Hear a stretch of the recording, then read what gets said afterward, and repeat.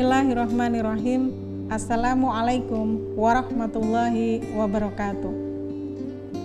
Alhamdulillahirabbil alamin. Nahmadu wa nasta'inuhu wa nastaghfiruhu wa na'udzu billahi min syururi anfusina wa min sayyiati a'malina. May yahdihillahu fala mudhillalah wa may yudlil fala hadiyalah. Asyhadu alla ilaha illallah wahdahu la syarikalah wa asyhadu anna Muhammadan abduhu wa rasuluh la nabiyya ba'da. Para pemirsa yang dirahmati oleh Allah, alhamdulillahirabbil alamin. Pada hari ini kita sudah melewati setengah dari bulan Ramadan. Mudah-mudahan di hari-hari terakhir Ramadan ini Allah mampukan kita senantiasa untuk bersemangat dan berupaya untuk memperbaiki, meningkatkan amal-amal kebaikan kita. Karena bulan ini adalah bulan yang istimewa, bulan yang di dalamnya Allah memberikan kemuliaan-kemuliaan, Allah memberikan lipatan-lipatan pahala yang bisa kita peroleh dengan kita melakukan berbagai macam kebaikan.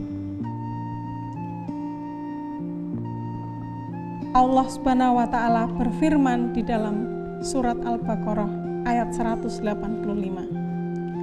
A'udzu billahi minasyaitonir rajim.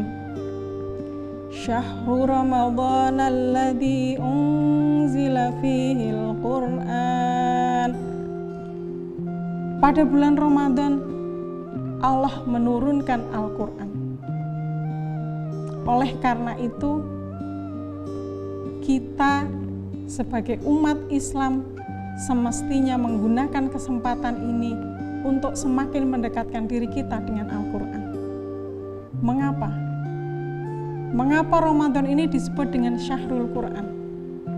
Kita mengetahui bahwasanya segala sesuatu yang di dalamnya didekatkan dengan Al-Quran, yang di dalamnya dikaitkan dengan Al-Quran, maka sesuatu itu akan menjadi mulia. Ketika kita memegang sebuah kertas, di kertas itu entah kosong ataupun ada tulisannya, maka itu akan menjadi sebuah kertas yang biasa. Tetapi ketika kertas itu dituliskan huruf-huruf Al-Quran, maka kertas itu akan menjadi mulia, akan menjadi meningkat derajatnya. Termasuk Al-Quran diturunkan di bulan Ramadan. Maka bulan ini menjadi bulan yang mulia. Bulan yang dimana ketika di bulan-bulan yang lain membaca Al-Quran itu satu huruf dihitung hanya satu pahala, namun di bulan ini Allah melipat gandakan. Ketika kita membaca satu huruf, maka Allah melipat gandakannya dengan banyak sekali pahala. Terlebih lagi ketika kita mendapatkan Lailatul Qadar, malam yang lebih baik daripada 1000 bulan. Kalau kita hitung kurang lebih 83 tahun. Maka ketika kita membaca satu huruf dari Al-Quran, maka kita seakan-akan membacanya selama 83 tahun. Misalnya kita membaca surat Nun. A'udzu billahi minasyaitonir rajim.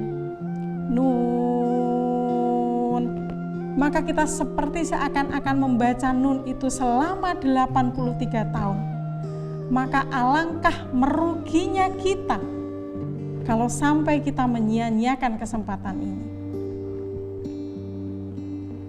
Kemudian yang kedua, Al-Quran itu adalah mukjizat yang diturunkan kepada Rasul yang mulia, Rasulullah Shallallahu Alaihi Wasallam, Rasul yang menjadi imam para nabi dan rasul, sehingga Al-Quran itu menjadi mulia, menjadikan Rasulullah mulia. Kalau kita bandingkan dengan mukjizat yang diberikan oleh Allah kepada nabi yang lain, misalnya Allah Subhanahu wa Ta'ala menjadikan tongkatnya Nabi Musa itu sebagai mukjizat. Apakah ketika tongkatnya Nabi Musa itu dipegang oleh umatnya Nabi Musa menjadi berpahala? Tentu tidak. Tetapi lain dengan Al-Quran. Ketika Al-Quran ini kita membacanya, padahal bukan diturunkan kepada kita, diturunkannya kepada Rasulullah. Tapi kita sebagai umatnya Rasulullah membaca Al-Quran, maka Allah akan memberikan pahalanya kepada kita. Bukankah itu menunjukkan bahwa Al-Quran itu teramat istimewa? Begitu istimewanya Al-Quran. Tetapi apakah kita memahami di balik keistimewaan Al-Quran yang diturunkan di bulan Ramadan ini? Jangan sampai kita hanya sebatas mengetahui bahwa ketika kita membaca Al-Quran, maka Allah akan melipat gandakan pahalanya. Ada baiknya kita menyimak kembali lanjutan dari ayat yang tadi sudah saya baca. A'udzubillahi minasyaitonirrajim. Syahrul Ramadhanal ladzi unzila fihil Qur'an hudal linnas, menjadi petunjuk bagi manusia. Petunjuk bagi manusia. Jadi mengapa Al-Quran itu istimewa? Karena Al-Quran itu adalah pedoman hidupnya manusia. Kalau kita membeli perangkat elektronik, tentu ada panduannya. Demikian pula kita manusia. Mau seperti apa manusia itu menjalani kehidupannya, maka sudah seharusnya, sudah semestinya dia mengetahui petunjuknya. Dari mana? Dari Al-Quran. Ketika kita sudah terbiasa terus membacanya, dan istimewanya ketika kita membaca Al-Quran, tidak ada kebosanan di dalamnya. Tetapi karena Al-Quran ini istimewa, membacanya adalah ibadah, maka menjadi ujian bagi kita. Saat kita membaca Al-Quran, banyak sekali godaannya. Ada yang merasa, saya sudah membaca Al-Quran tiap hari, tanpa berusaha untuk mengetahui isinya.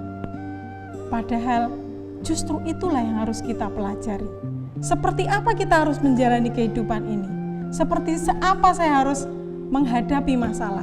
Seperti apa saya harus menjalin hubungan dengan anak saya, dengan keluarga saya, dengan tetangga saya, dengan guru saya?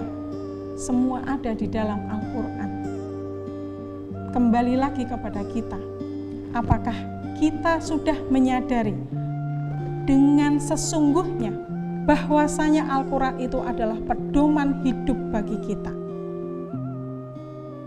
Jadi, keistimewaan Al-Quran yang demikian luar biasa harusnya kita maknai bahwa kita harus kembali kepada Al-Quran, bukan sekedar membacanya, walaupun membacanya memang mendapatkan pahala, tetapi harus kita lanjutkan, kita mentadaburi ayatnya, mempelajari ayatnya, ayat demi ayat, untuk kita mendapatkan pelajaran yang berharga, sehingga kita dapat menjalani kehidupan kita di dunia ini sebagaimana yang dikehendaki oleh Allah Subhanahu wa Ta'ala. Karena pada dasarnya kita mengetahui semua bahwa kita hidup di dunia bukanlah suatu kebetulan, melainkan Allah menciptakan kita dengan sesuatu maksud. Allah menguji kita, memilih kita. Siapa di antara kita ini hamba yang terpilih, hamba yang beriman, hamba yang mampu untuk meniti jalan kembali pulang menuju akhirat nanti. Demikian yang bisa saya sampaikan. Mudah-mudahan kita termasuk orang-orang yang Allah mampukan mengambil hikmah dari apa yang kita baca di dalam Al-Quran, sehingga cinta kita kepada Al-Quran menjadikan kita mampu merealisasikan Al-Quran itu di dalam diri kita. Demikian yang bisa saya sampaikan, mudah-mudahan bermanfaat. Mohon maaf segala kesalahan. Billahi taufiq wal hidayah. Wal afu minkum. Assalamualaikum warahmatullahi wabarakatuh.